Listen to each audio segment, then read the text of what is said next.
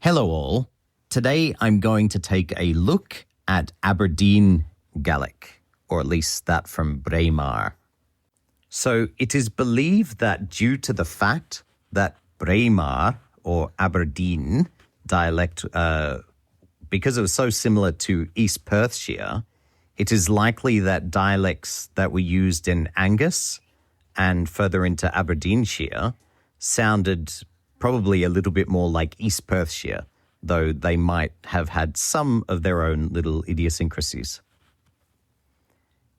It is very similar in the sense that it loses the schwa at the end of words. So, for example, achka becomes ach, balja or balle becomes bal, bliana becomes blien, etc. So it's very, very similar to East Perthshire. But there are some differences. For example, beer apparently is biu. And the double N at the end of things like kyan, for example, becomes an ng sound. So you have kyang.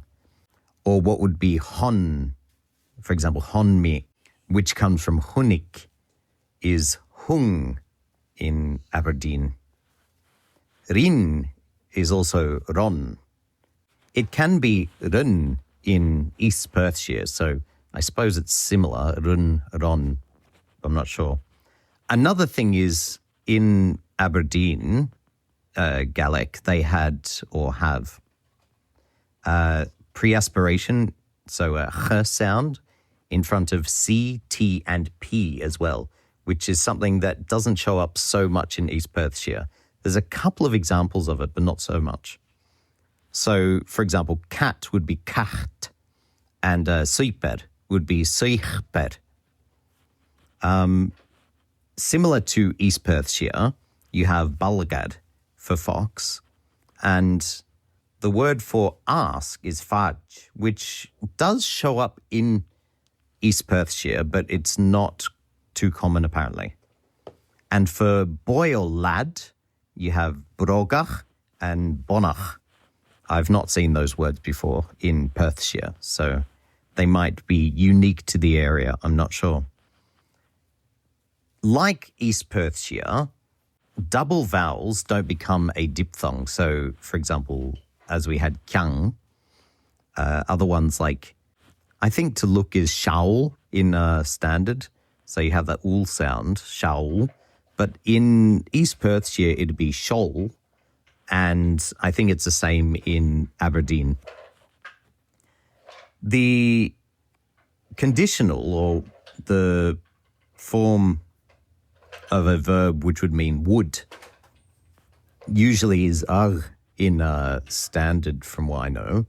In al, it's usually ch sound. So, for example, bulach. And then in Aberdeen, it seems to have been just a uk sound, which I think is the same for very, very East Perthshire. So there's some similarities there. Here are some sentences that are in the book that is describing Aberdeen Gaelic. It's a part of the Gaelic Society of Inverness series. And the sentences here are just random sentences from speakers. And the first one is Hamiski balachski Hamiski an la von J, which I believe is something like I'm tired, very tired. I'm tired since the day before, yesterday. The next one here is Hakyandu ed yalach and drast. There's a black end to the moon just now. I'm not entirely sure of the context of this sentence. The next one is du leshk, which is very lazy or black lazy. So apparently black is bad. I don't know. The next one is toganrud ragmi. Lift the thing I've left, which is said of a hen that is making sounds after it's laid an egg. So perhaps it's talking to the farmer asking the farmer to lift up or pick up its egg. The next one is Hori horo she gra na kalich nach mish va mamadan gorach. I'm in love with an old woman, aren't I a silly fool? Now, something that sticks out to me is va mamadan. I believe this is va nam amadan or na mo amadan, really. But in East Perthshire, the na disappears and you just have or ma. So in this case, va mamadan. So I am in my idiot or fool. The next one is, it is very wet. Ha fluch fluch. So we have reduplication of the word fluch to say that it's very wet rather than balach fluch or uavasach fluch. The next one is something to do with seagulls, but it doesn't really talk about what the meaning of the saying is. So it says, Vai fulag va madden hukyan egna fulagan. So something about seagulls. I don't know what it means. The next one is kachbedna hordak, which is butter spread on a piece of bread with your thumb. I don't know why you'd use a thumb as opposed to using a knife, but each to their own. The next one is an insult, and it is machchon, which is a son of a dog. Machchon. The next one is kind of like some sort of riddle or something. I don't really know the context that well. But the saying goes, or the riddle goes, Yich kalach dal radi adag as I maru. The wife of Dal Radi ate a haddock, and it is dead. Apparently this is referring to the haddock. So interesting. The next one is Chantach leshen luchag yarbol biol. The mouse wonders at its own tail. The next one is Fer nach ked roi ked ed yer. The man that doesn't look forward will look back. So perhaps people who don't plan ahead will rue their actions. The next one is Rud nach benguch na benda. So it's interesting that it was written as guch rather than gut. So perhaps the T at the end was a ch sound. So the thing that doesn't touch you, don't touch it. Apparently there was a story of a man who saw a little black creature running across the road, and he hit it with a stick, and then the creature killed him. So next one is Varmim bunch, or maybe bench, an bal inner ur. Bunch mo visht va diao ansen dun. So I was at a wedding at the town of Inverrady, the worst wedding a person was ever at. The next one is Charo riao goin nachro pachjach. Charo riao sagasht nachro santach. So there was never a smith who wasn't thirsty, and there was never a priest who wasn't greedy. That's not my opinion, by the way. Next one is Hamidahad chidal udguch meg. I will give a new title to you, Meg. So this is interesting for a few reasons. One, it uses the da instead of the g word for the future, so going to or just about to. And then it also uses had instead of hashed, which is also reminiscent of East Perthshire. So both of these features are found in East Perthshire Gaelic. For example, I can remember a sentence, Han dravish devian, which is the rubbish is to be in, or there is to be rubbish. So rubbish in this case is not, garbage, but bad weather. Another thing that's interesting about this is, of course, guch rather than gut. I'm assuming if they've spelt it like this, and that's what the pronunciation would have been like.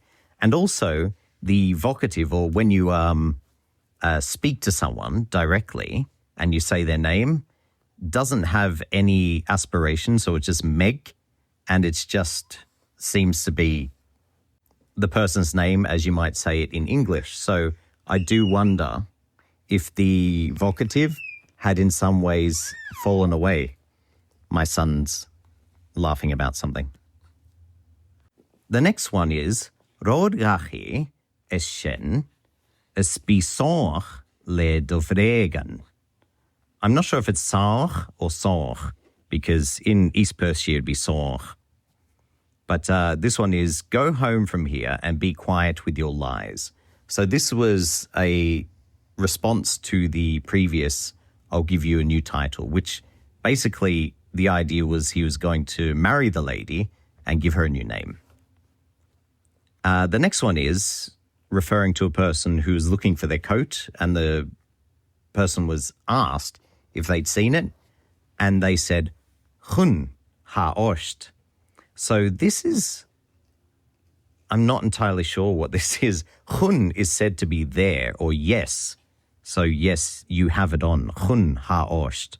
But I'm not entirely sure of the context. The next one is Mohalak, which is my lassie, and it's used in a vocative way, so talking to someone directly. Now, as far as I know, I could well be wrong, but often people would just say ahalak rather than mahalak. But yeah, perhaps it's a eastern side of Alban thing. I don't know. The next one is krotol nanklach, which is a moss that grows on stones, and they use it for dye. I think I've heard of some sort of stuff like that before, and it perhaps was a purple dye, though that may well have been the Mediterranean rather than Scotland. The next one is gondonsu. It could be gandonsu, but also could be gondonsu. They don't make it very clear. But since they say shoal, I'm going to assume that it's also gol. So gol and donsu. May the devil take you, or may the bad take you. The next one I found interesting is Pete Rua, if I were to say it in an English sort of way, is said as Pecht Rua. So you can see that pre-aspiration of Pete becomes Pecht Rua. Pecht Rua. Another one is begging forward, a little cold, apparently. That's what is said in the book. And then the last one is Je ha benach mi. Lord, be about me. Now, I'm not entirely sure about this one. It seems like God, Je, which, and then ha is, and then benach in this case seems to be the verbal noun form. And then it has me straight afterwards, which indicates to me that rather than using gamo venach, maybe this person, maybe it's only just this person, had me come straight after the verbal noun, which is not dissimilar to some places in, I think, Ross and in the Isle of Man, and is probably an influence from English or Scots. So yeah, I hope people found this video interesting, and I hope that my son's laughing and playing wasn't too loud. Take care, everybody. Benach gle ul.